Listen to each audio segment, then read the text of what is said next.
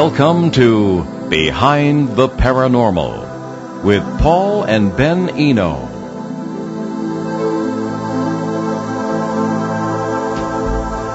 happens when UFOs appear over a major city for all to see? What's the latest news from Phoenix, Arizona, where that has actually occurred? What's the connection between these Phoenix lights and strange triangular craft that have been seen all over the American Southwest and the world? Hello, and welcome to the 329th broadcast of Behind the Paranormal with Paul and Ben Eno.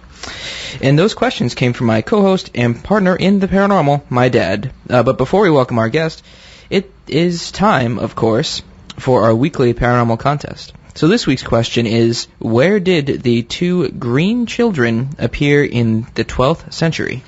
Well, Kerry Feldman of Chicago, Illinois, was the first to answer that one correctly. Woolpit, Suffolk, England. Everything's going on in Suffolk lately, isn't it? The green children of Woolpit were two youngsters who allegedly appeared in the village in the 12th century. They had green-colored skin, and it was later found out that they were brother and sister. Their appearance was normal in all other areas. They spoke an unrecognized language and refused to eat anything but bean pods. Oh, maybe the Green Giant's children. Yeah, right, or ancestors. Eventually, their skin lost its green color. When they learned English, they explained that they were from the, quote, land of St. Martin, unquote, which was a dark place because the sun never rose far above the horizon, as happens in the Arctic at certain times of the year. They claimed that they were tending their father's herd, they heard of what, and followed a river of light, quote unquote, when they heard the sound of bells finding themselves in Woolpit. If the story is true, and of course that's a big if, some of the more unusual theories proposed for the origin of these people were hollow Earth children. That we've never covered that on the show, the hollow Earth theories, that there are civilizations under our feet. Extraterrestrial children or parallel world children. Of course, as you might guess, we might favor the last suggestion, especially as this, quote, river of light theme seems to turn up in the experiences of travel among parallel worlds at times. Well, I think we've covered that at least a few times with a few different guests. Things? Well, yeah, a little bit. Well, we'll plan on a show on that. Yeah, well, it wasn't for like a long period of time. It was just for a little bit that we talked about it. But nothing's too crazy for us to talk about. Well, I wouldn't say that. There's just some stuff that, let's not get into it. So this week's question is, in what country would you be most likely to run into the Cherufe? And get that right, and win a copy of The Phoenix Lights, a skeptic's discovery that we are not alone, by tonight's guest. And just to remind you, the phone numbers this evening, we do take call-ins. I know we get yakking and we forget sometimes, but we do take call-ins locally or from Canada, 401-766-1240, or from anywhere in the USA, 800-449-1240 or 1240. Or after the show, you can certainly write to us at paul@behindtheparanormal.com or ben@behindtheparanormal.com if you have answers to our questions, or just have questions that are unrelated to the answer, or whatever that means. Dr. Lynn Kitei is an internationally acclaimed physician and award-winning health educator with a distinguished career spanning over 35 years. She was the chief clinical consultant of the Imaging Prevention Wellness Center at the renowned Arizona Heart Institute in Phoenix. She has appeared as the resident health part reporter for NBC affiliates in Philadelphia and Phoenix, as well as USA Cable. She has put her medical career on hold, however, to pursue the source and meaning of the historic Arizona mass UFO sightings of March 13, 1997, known worldwide as the Phoenix Lights. Since coming forward after 7 years of anonymity in 2004 as a key Phoenix Lights witness, she has been featured in hundreds of radio, print, and television interviews, including Nat Geo TV, Fox TV News, Fox in the Morning, and America Live with Megyn Kelly, ABC, CNN, and CBS affiliates, Comcast, NBC Japan, MSNBC, Dateline NBC, the Travel Channel, Discovery Channel, UFO Hunters, and the History Channel. Dr. Lynn's internationally award-winning Phoenix Lights documentary and best-selling book, The Phoenix Lights, A Skeptic's Discovery That We Are Not Alone, our prize tonight, are considered definitive works on the subject. And her website, www.thephoenixlights.net. So, Dr. Lynn Kitei, welcome back to Behind the Paranormal. Thank you so much, Ben and Paul. It is a pleasure to be here, and so much has happened since we last spoke, I have to tell you. Well, we can't wait to hear it, and it is nice to have you back. It's been quite a while. So, So let's start at the beginning. What happened in Phoenix on March 13th, 1997? Good question. I have to tell you, this has become the most documented and actually historic and still unexplained mass sighting in not only ufology but in modern history for sure.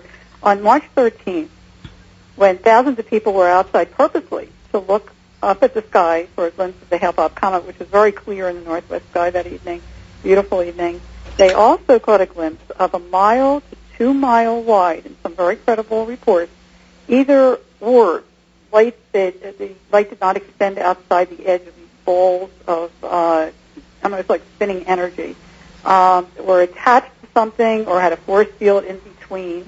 Other people actually saw craft, and just to be clear, the media and certainly debunkers have tried to describe 1 or 2 events for the mass sighting. There were actually many, many events for many, many hours, starting, we have reports as early as 3 p.m. In the afternoon, daylight sightings of these phenomena.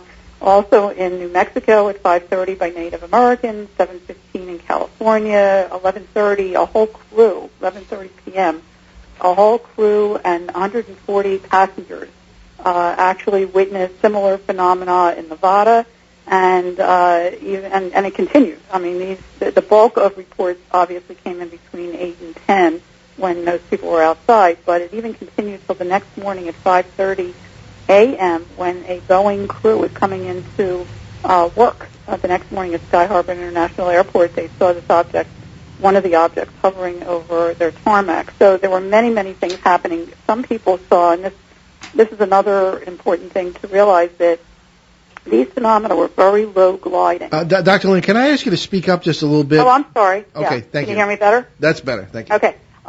These phenomena were very low gliding, about rooftop level.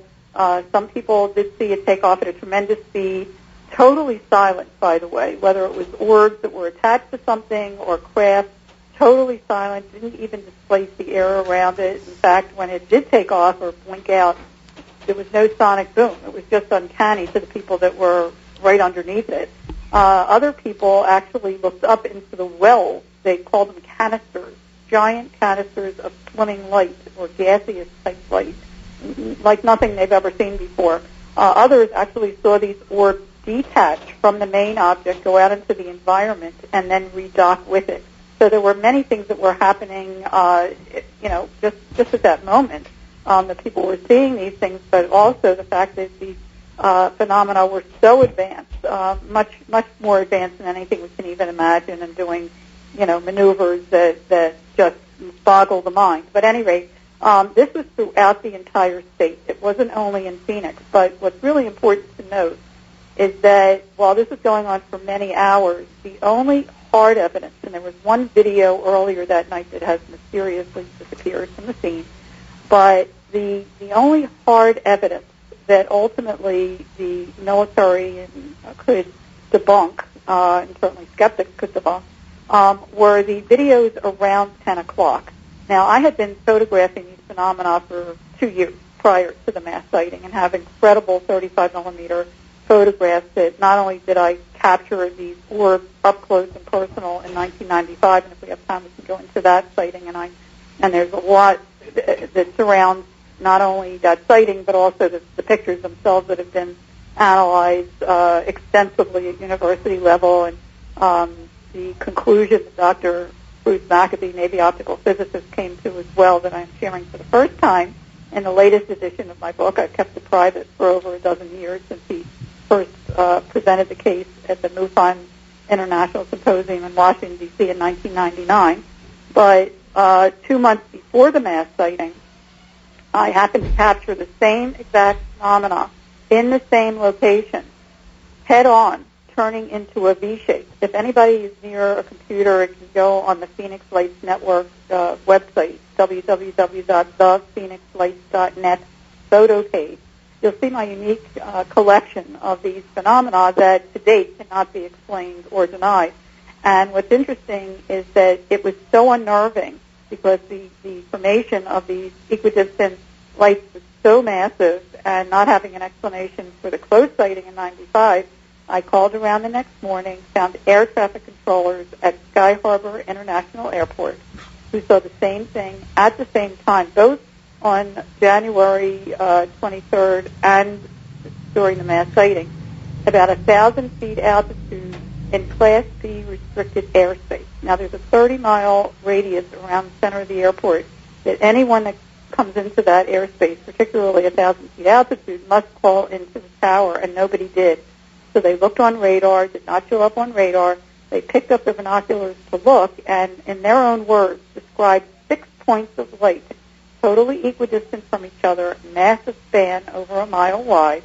It seemed to be attached to something, but they couldn't quite see what it was attached to. And you would hear that again by many people during the mass sighting. In fact, some people were right underneath these craft or these objects and saw the in between the orbs, the sky, the stars were blocked out, so there was some kind of a force field or something. But at any rate, they would say that this object, as a unit, turned against the wind, and that's exactly when I was taking the pictures, by the way, which is amazing.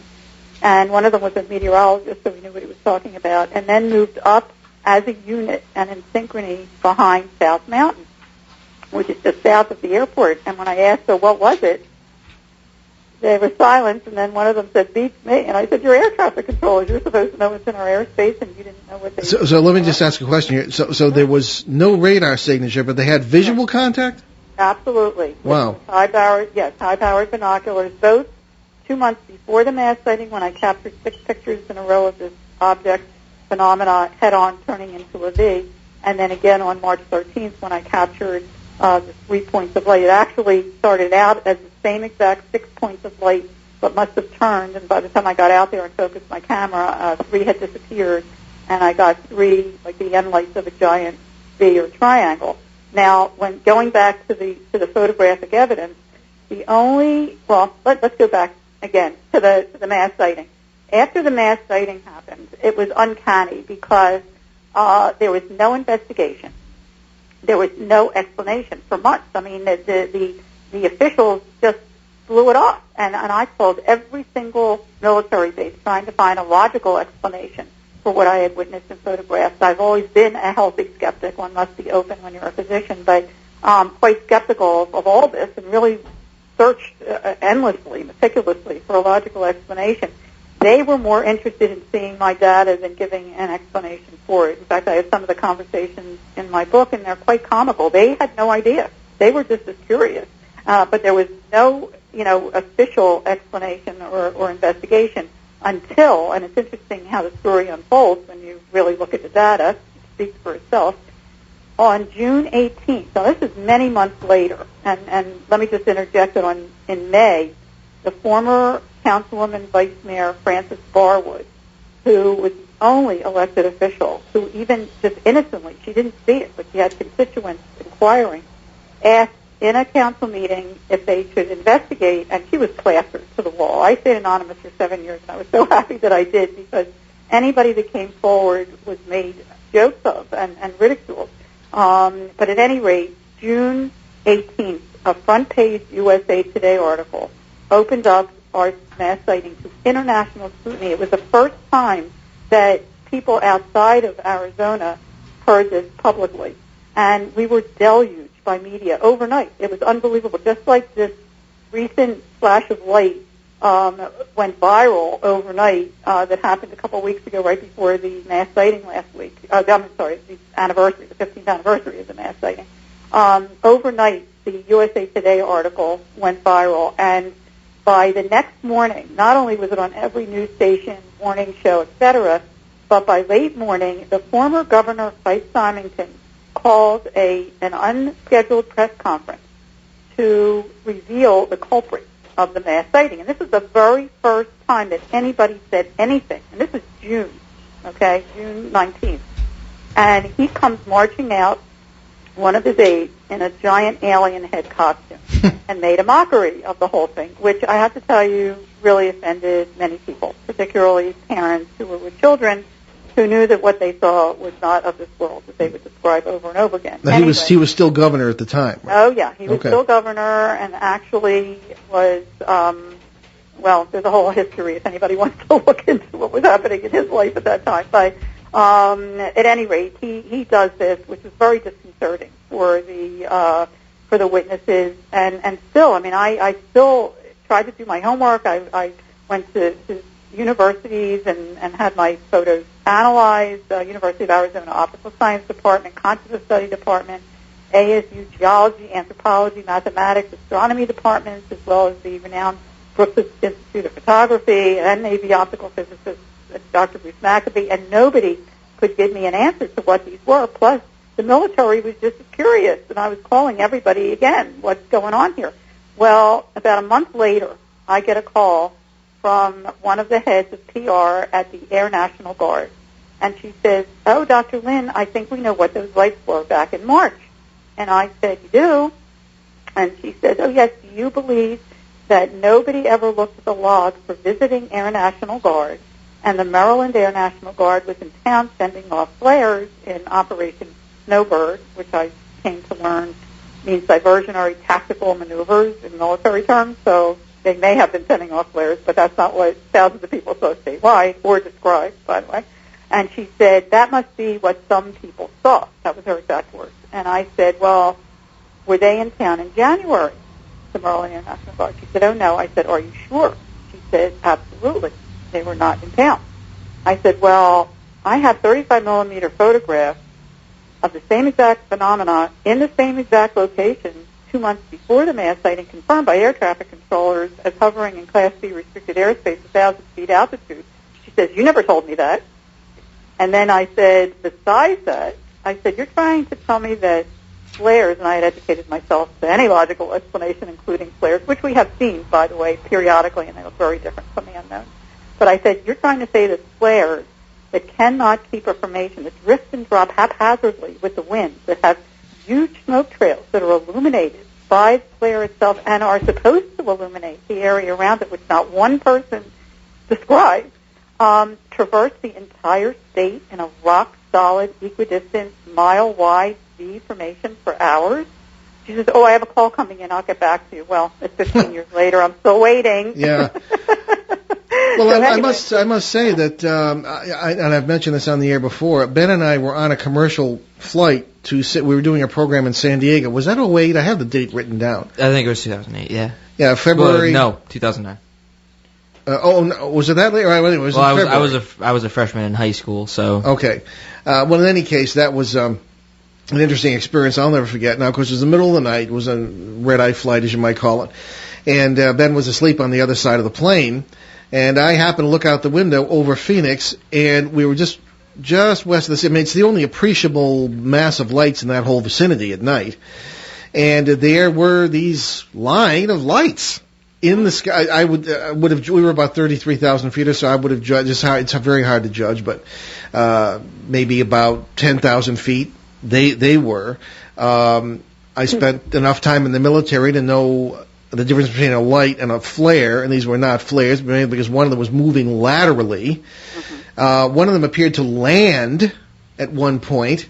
We got to San Diego the next day, and in the paper was a report that the Phoenix lights had been seen the previous night. So I suppose, in a way, from an odd perspective, maybe I'm a witness too. Cool. Very cool. Well, they have continued, and if you go on the photo page on my website, thephoenixlights.net. It's a very unique collection that, again, to date has not been explained and cannot be denied. In fact, the picture that's on the book and the original copy of the documentary was actually captured 1 month after 9/11. There's an interesting story to that. But really? Getting back to the Phoenix Lights as it unfolded was really interesting because again, I mean, I have to tell you, when she told me this, right after I got the call, and this was July 24th, I called my sister-in-law in Delaware to wish her a happy birthday, and the first thing she said to me, now, mind you, this was not announced in Arizona yet, the first thing she says to me is, oh, Lynn, I just saw on the news that the lights in Phoenix in March were flares. Now, that's pretty interesting that they heard it back east before we even heard it here the next morning. The next morning was the first time that they announced it in the paper. So that was a little interesting to me. But even after they announced it, I was still open, and so were many other people. Okay, if it's military and it was flares, do it again. Now, I knew that I had photographs not only 2 months before the mass sighting, but if you go to the photograph of 1995, when my husband and I were witnessing and photographing the closed orbs that were very close, by the way, and that experience was mind-boggling in and of itself. I hope people pick up the book and read about it. If we have time, I'll tell you about it. But, we have a chance to talk about that. Yeah. But in the background, if you just look at the photos, and I've always said the data speaks for itself, just look at the photos.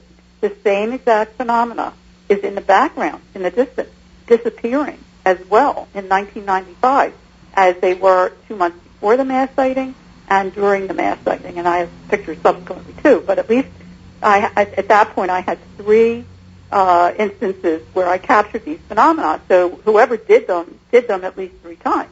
So you know what? Do it again. If it's military. Well, it wasn't until right before the 3rd anniversary, and interestingly, the Councilwoman Barwood, she was vice mayor as well, was running for Secretary of State at the time on a platform to get answers for the Phoenix Lights. And one of the things she was pushing for was a reenactment. So suddenly we get the announcement right before the 3rd anniversary that on March the 7th, and it was supposed to be a 2-week run, there were 3 Air National Guards, Maryland, this was New York, California, and Michigan, I believe, were coming into town to send off flares to show everyone the Phoenix Lights. Well, we were all ready for them. And if you get to the news page on the Phoenix Lights Network website and go to the second level box, the first box, it says AZ Family 3. It's a CNN affiliate. They did a wonderful report last year that showed the footage of their flare drop. It was a joke. I mean, I have to tell you, everybody was waiting and ready. Yeah, I've seen that video. Yeah, they tried to make a triangle. It was upside down. It fell apart immediately. It had huge smoke trails. Actually, one of the lights just flickered out immediately. And that really, I have to tell you, was a huge test. They announced it publicly. I mean, this was their chance. This was their opportunity to show everyone the Phoenix Lights. And they failed. And okay. If anything, well, we're going to leave it there for just a moment. Sorry to interrupt, but we're going to take a commercial break. We'll be right back on Behind the Paranormal with Paul and Ben Eno on WOON 1240 AM and ONWorldwide.com in New England's beautiful Blackstone River Valley. We'll be right back.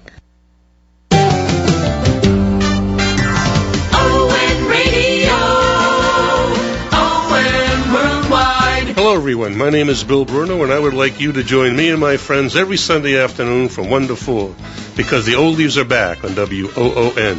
The Memory Lane Show, every Sunday afternoon from 1 to 4. Tell your friends that the oldies are back on WOON. ON Radio, ON Worldwide. One gift, a million stories. That's Amazon Kindle, folks, especially the Amazon Kindle Fire.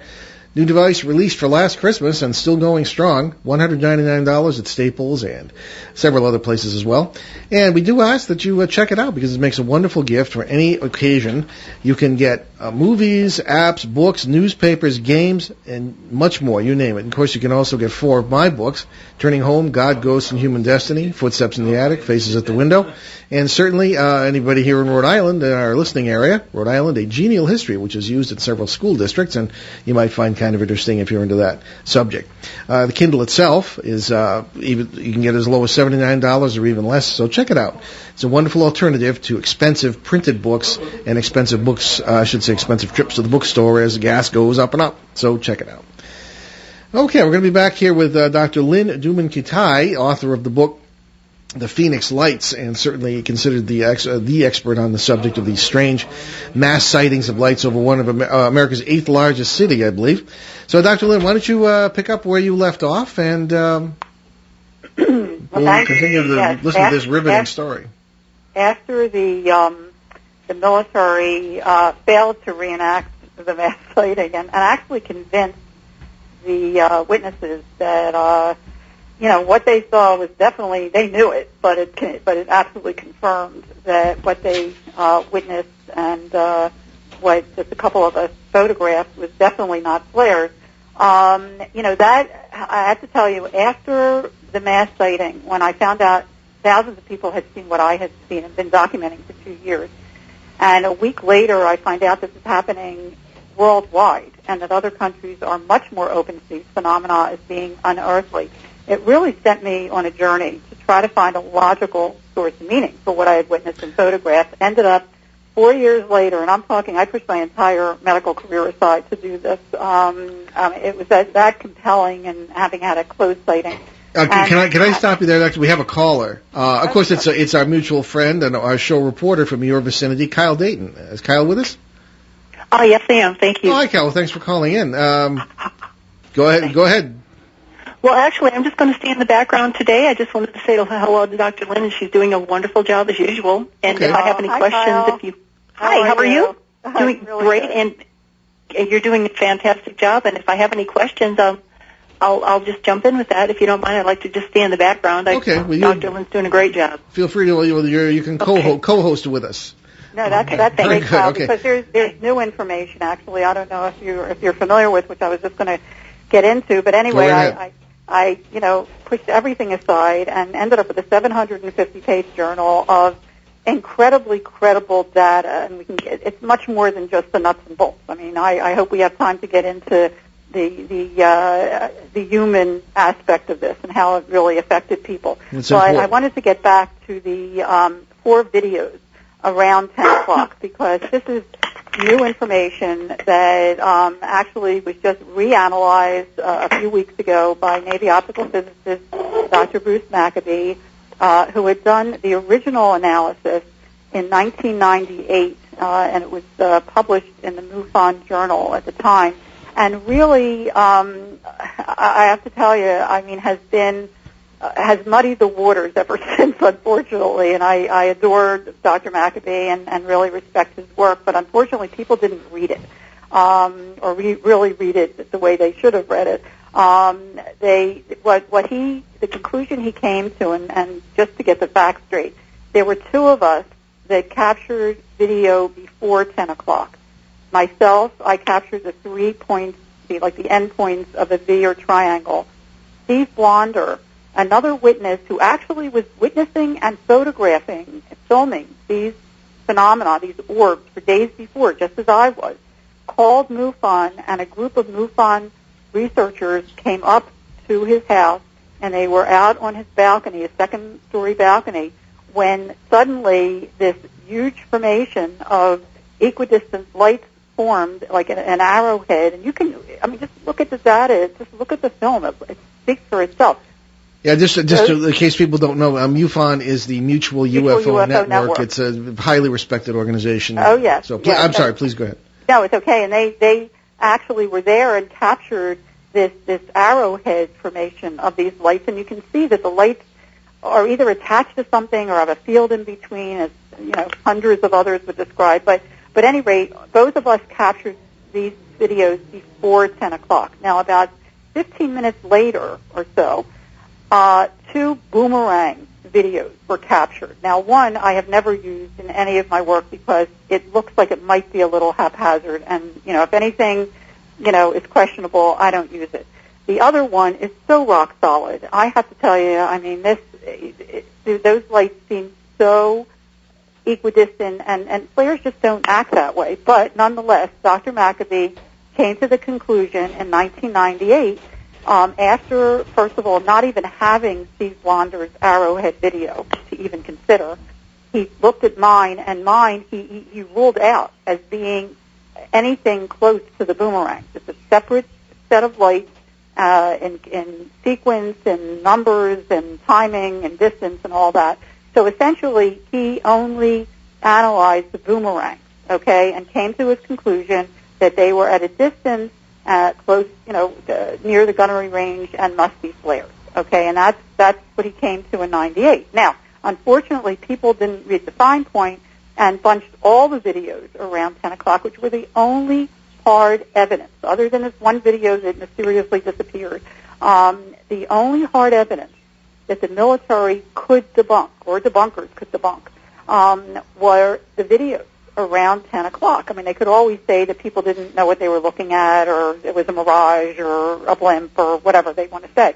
But when they couldn't get away from the hard evidence, which was shown repeatedly after the USA Today article came out, around the world, okay? So they had to come up with something. And a month later is when they came up with this flare thing, which whoever came up with it was brilliant, because we were looking southward, and the video does not do it justice. I have to tell you this. In real life, these spores were huge balls of like spinning energy, and like I said, people were right under them, and we're looking up in these wells, these giant wells of like swimming light inside these wells. Well, certainly the public affairs officer was not doing his or her job if those things were flares and there was no warning given to the community. Well, but that's beside the point. I mean, like I said, not one person described flares. No, right, no, of course not. Characteristics of flares. But that's the other thing, too. If it was military, and I've always said this from day one, and I'm open to any logical explanation, shame on them. It was right over people's heads. They would not deploy flares over a populated area. But besides that, okay, now getting back to Dr. McAbee's analysis, he just reanalyzed, and that there actually was a group of people, of investigators that have been looking at this data with GPS and Google Earth, and Steve Blonder has actually gone on himself to analyze, and he's working with Mutual UFO Network analysis expert as well. And if you go onto the home page on the PhoenixLights.net website and go down to the bottom, you will see the link to his study and his analysis. And he also has Dr. McAbee's latest analysis there as well, where he confirms, again, he does not have Steve's video, but he confirms that my video is a separate set of lights than the boomerangs, and he again confirms that the boomerangs are at a distance, even further than he thought, close to the Barry Goldwater range, and are most likely flares, and he's sticking to it. Whereas my video is a different set of lights. It's near or over Phoenix, and certainly when you combine the reports from the air traffic controllers that it was over Class B airspace, it was over Phoenix, and that it remains unidentified, which is huge. So, you know, we have that substantiated now. So I hope that people will separate and those that educate themselves. And it's so funny because when people, and it's usually the bunkers or the hard-nosed skeptics that haven't looked at the data will blow off the whole, mass sighting, or at least part of it as being flares. And I know that they haven't looked at the data. They haven't looked at my book, and they haven't really studied what happened here. So I hope that people will actually pick up the book, because I took that certainly 700. Yeah, it is available around, and certainly Dr. Bruce McAbee is a highly credible a former military analyst, and is known in this area because he's been on our show, and he's graduate of the Worcester Polytechnic Institute, which is in our listening area, and people there know him, and he's again a highly credible fellow. Oh yeah, may I mention too? I'm sorry, Dr. McAbee was supposed to be one of the speakers at the recent UFO conference here that was held at Fort McDowell in Scottsdale, Arizona, but he was a no-show.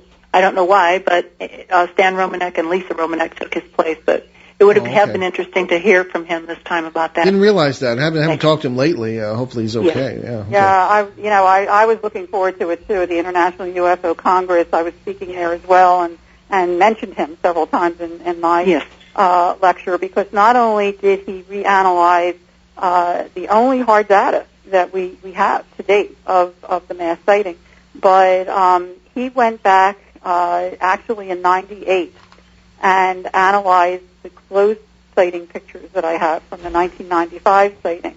And what he came up with at that point, which I never shared with a soul until just recently when I came out with the latest edition, the third edition of my book. I didn't want to write a new book. I wanted to let people read the original 750-page journal that I squeezed down the best of what I found, since 230 pages, but there's an additional chapter that talks about new sightings, including Illinois and Ohio and Stephenville. I'm going to be talking at the 2012 Women's UFO Symposium in Glen Rose, Texas on May 19th and 20th. That's going to be a really fun time that Paula Harris is organizing, and talk about the similarity of the Stevensville sighting to the Phoenix sites. But and certainly our former governor who knocked the sighting in 1997 came forward right after the 10th anniversary to say that he actually saw one of the crafts, and that it was, in his own words,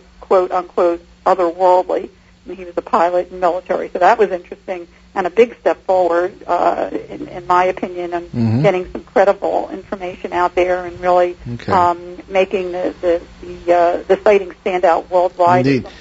Well, we wanted to work on a few more questions here because we're almost, we're burning up the hour here. So. Well, let me just say one thing, that Dr. Maccabee analyzed my closed sighting and presented the case, and I can't get into detail. I hope people will read it, and the 21-page report is on the website, but I go into it in the book. In 1999 at the MUFON International Symposium in Washington, D.C. as the first authenticated photographic evidence ever of missing time. And there's a whole story behind that. That's interesting, yeah. And it is interesting because, I never shared it with a soul. But now that quantum physics and quantum mechanics is starting to catch up with string theory and bubble theory and so forth, that there might be other dimensions out there, 10 or 11 other dimensions. First of all, maybe this data is important to show that linear time isn't real time. The past, present, and future is our concept of time. But also, if there's other times and spaces along with ours, then maybe it's not such a leap to think that there's other intelligences in those other times and spaces. No, we certainly agree. We get glimpses of if we're open to We've seen it firsthand ourselves, yeah. Ben, go ahead. Okay, so have there been any known copycats or hoaxes of the Phoenix Lights?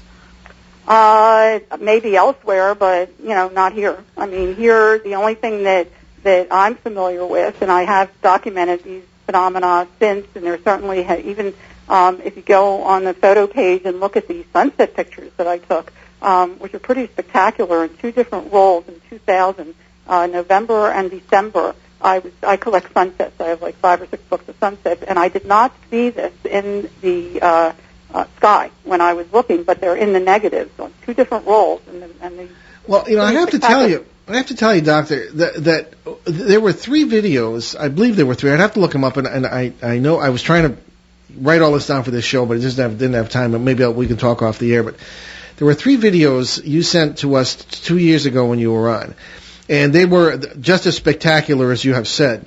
But there were several frames in which one can very clearly see a propeller-driven airplane, small plane, with 3 bright lights ranging along the wings. That was me. I mean, that was yeah, me. I was going to say, aside from the fact that's illegal. Oh, I'm sorry, yes.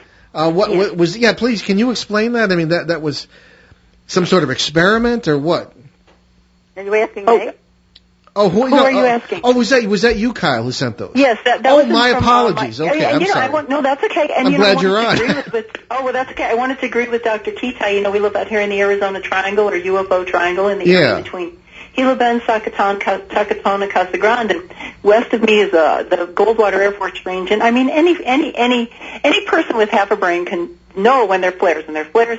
They zip up there. It's like they're being shot out of something, and they zip around the air and they disappear in a couple seconds. But the unlike Dr. Lynn's Phoenix Lights and the videos that I've captured here, flares do not defy gravity. And yes, and with my video, I did add the planes to that to show the comparison of the. Okay. Well, that explains. That's what I thought it was. Yeah. Okay. But several minutes you're both at very a time in the people. sky. Yeah. Yes, but that was me. But Dr. Lynn is right. They just give you the runaround, and I know. I've been in the military. Yeah. Yeah. Yes. Let's. We have just a few minutes here. I want to give Dr. Lynn a chance to talk about her book. But what, as we always ask on this show, what is the real story here? What's really going on?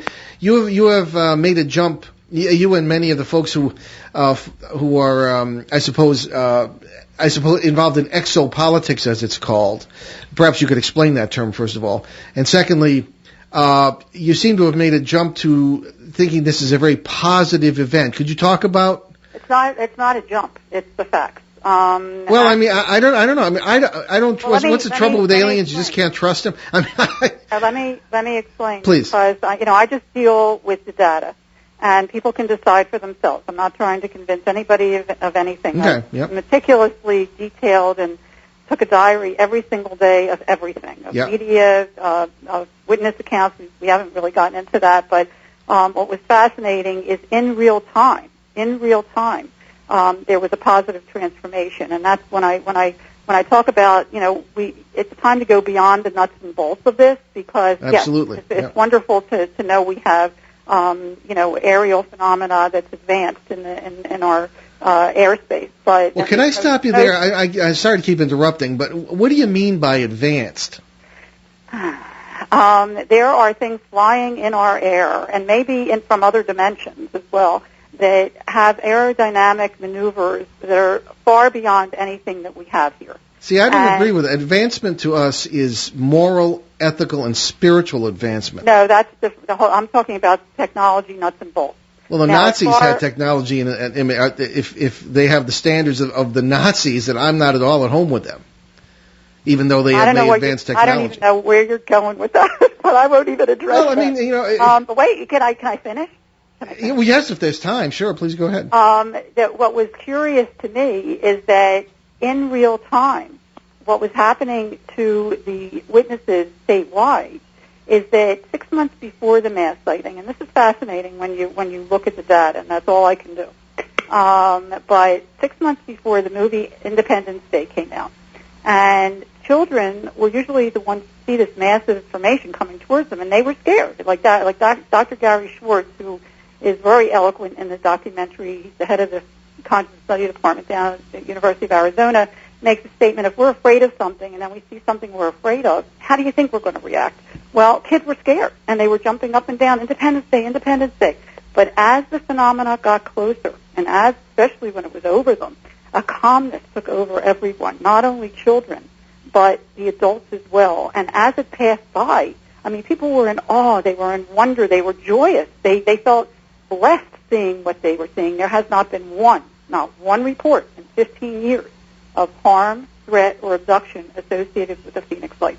That itself is very telling, and, I can only report what I've, gathered, and what certainly I've been very intimately involved with this. But after it passed, the kids wanted to run after it. They wanted their kids, parents to get in the car.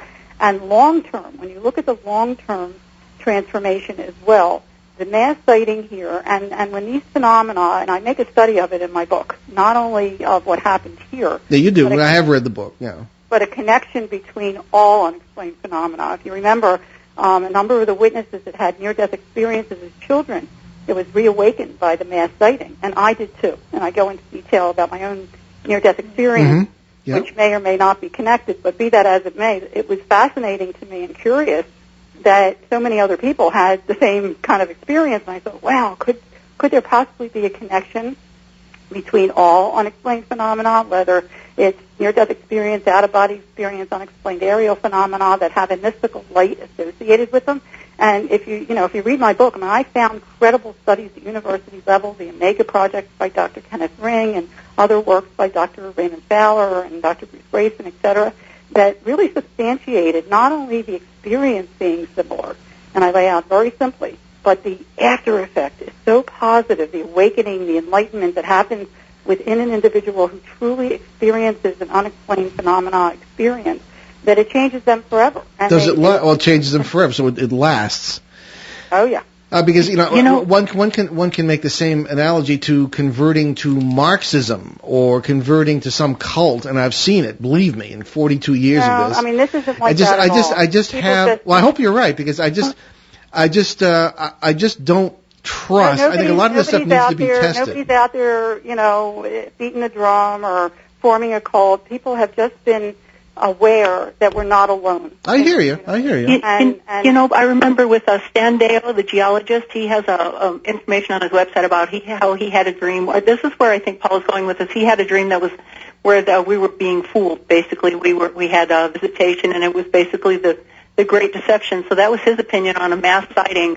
That wasn't a very good mass sighting. People were convinced that it was positive and loving and this and that. So I think that's where Paul is going. Yeah, Kyle knows me better than some people. Well, see, but I do agree with Dr. Lynn that the sightings that we see here, I think they're advanced. There's something else going on here. They're not just flares. I absolutely agree with Dr. Kitei, and I'm hoping that she is right, absolutely, because I believe that that's absolutely possible. But I know where you're going with that because I remember Stan Deo's dream.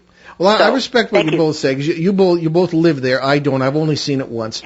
Ben, you are one who is very up on spiritual events. What do you say about all this? I don't know. I mean, it doesn't. You were asleep, but you didn't see the lights.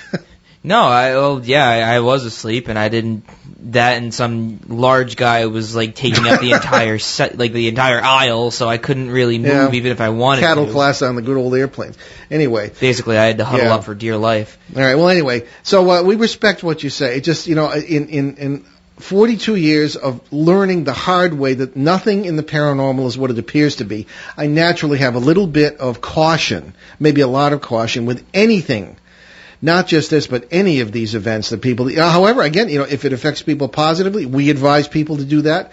If there is love there, if it affects people positively, and if it lasts, and it remains true to itself, then I think you've got something. So I think you. No, and that's all. That's all that I could put out there. In 15 years, there has not been one report of harm, threat, or abduction. It's been I respect total that. opposite. And when you look at the history of these phenomena, I mean, there's so much to this, and I do hope that people pick up the book, because 6 months before the mass sighting, I presented my substance abuse program. I've been doing this for vital health issues, the community education for 35 years. Go ahead and talk about the book and the website. Well, the book, The Phoenix Lights, The Skeptic's Discovery That We Are Not Alone, the latest edition is just packed with information, the most credible information. And it's very well written, too. Speaking as an editor. Well, and you can see, and it's helped people transform to the positive as well. I mean, when you go through what I've gone through, there are millions of people out there who have had an experience that's real to them, and that was one of the reasons I came forward as well as a physician, is to say you're not alone, and it's important to share with one other person. Most things can be explained, but there's a small percentage that cannot, and just because we don't have the technology yet to definitively define what these things are, it doesn't mean they're not real.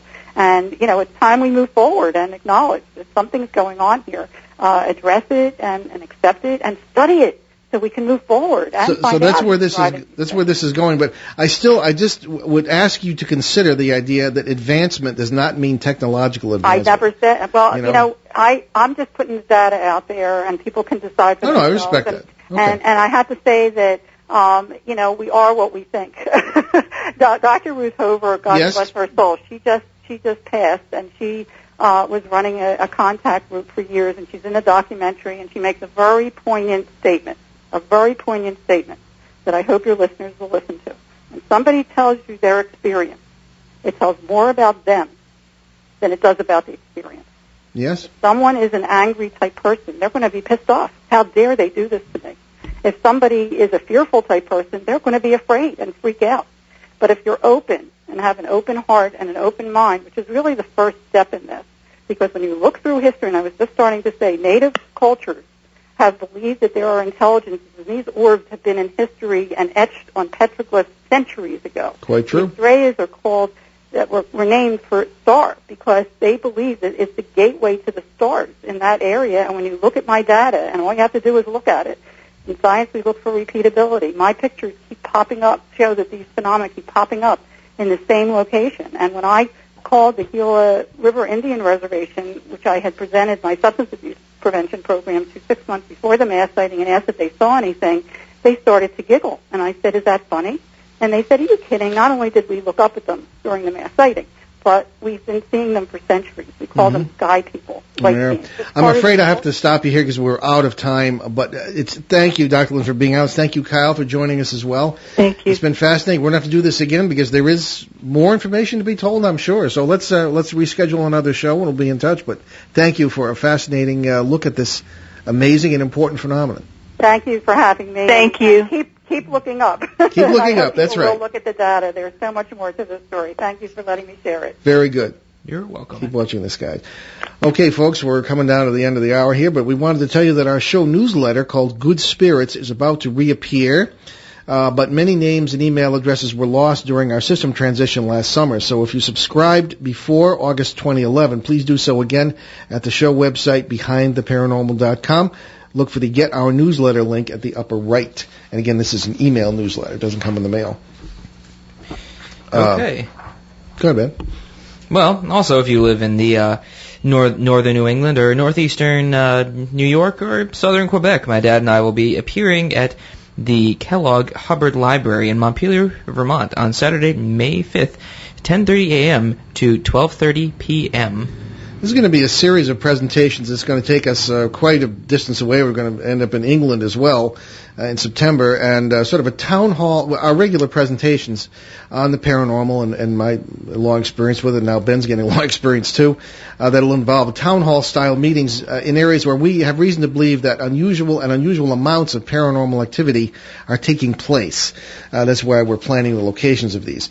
Watch behindtheparanormal.com and the Good Spirits newsletter for more information. Okay, also check our website. We have nearly 400 free podcasts of all our shows. So thanks again to our producer, Ben himself, again this evening. We'll see you next Monday, March 26th, right here on WOON 1240 AM and ONWorldwide.com, when Ben and I will welcome back author and animal communicator Karen Anderson, always a favorite guest. One of our subjects will be especially fascinating. Can animals testify in court? You think you've seen everything today? Well, here comes this. Don't laugh. Karen is a former police officer and feels that could happen, so don't miss that one. I'm pretty excited about that show. I don't know about you, but I'm pretty excited. So on our regular CBS radio edition on Sunday, March 25th in Boston, Pittsburgh, Detroit, and Seattle, my dad and I will host an open-line show on all the questions paranormal. Okay, we leave you this evening with a quote from Lewis Carroll, author of a number of poems, of course, and Through the Looking Glass being one, Alice in Wonderland. If you don't know where you are going, any road will get you there, unquote. Thanks for joining us on our great cosmic journey. We'll see you next time. Return to this radio frequency 167 hours from now for another edition of Behind the Paranormal with Paul and Ben Eno.